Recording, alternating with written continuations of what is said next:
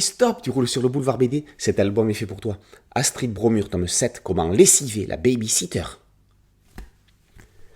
Ce n'était absolument pas prévu, mais les parents d'Astrid Bromure sont invités ce soir au restaurant par Hippolyte, le demi-frère de son papa Nicéphore. Alors que ce dernier avait hérité de sa mère d'un portefeuille d'actions, l'autre s'est vu attribuer la fabrique de cookies Cookie Crock, entreprise qui périclite. Il va falloir parler affaires. Ce n'est pas la place d'une petite fille. Malheureusement, aucun des domestiques de la maison n'est disponible, ou motivé, pour garder la fillette.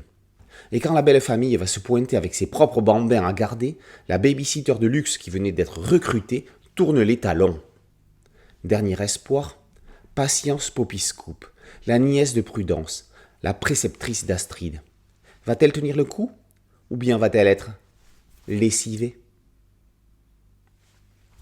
C'est en jouant, et peut-être seulement en jouant, que l'enfant ou l'adulte est libre d'être créatif. Cette citation de Donald Woods Winnicott en 1971 dans Playing and Reality ouvre cette nouvelle aventure d'Astrid Bromure. En effet, les enfants, quel que soit leur milieu social, qu'ils soient nés avec une cuillère en argent dans la bouche ou de familles modestes, ont pour point commun que leur principale préoccupation tourne autour du jeu.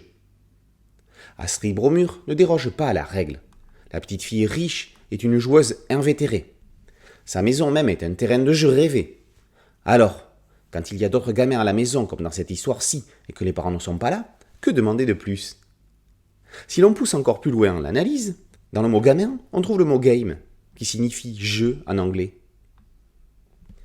Astrid Bromure rivalise d'inventivité pour s'amuser dans son luxueux appartement au sommet d'un building non moins luxueux.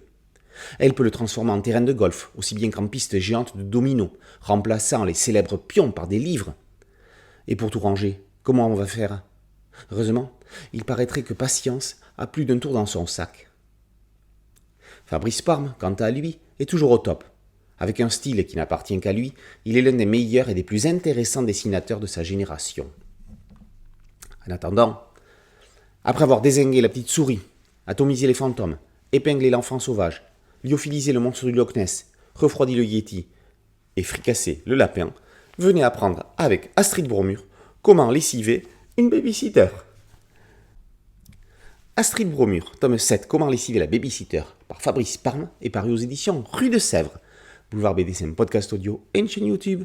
Merci de liker, de partager et de vous abonner. A très bientôt sur Boulevard BD. Ciao.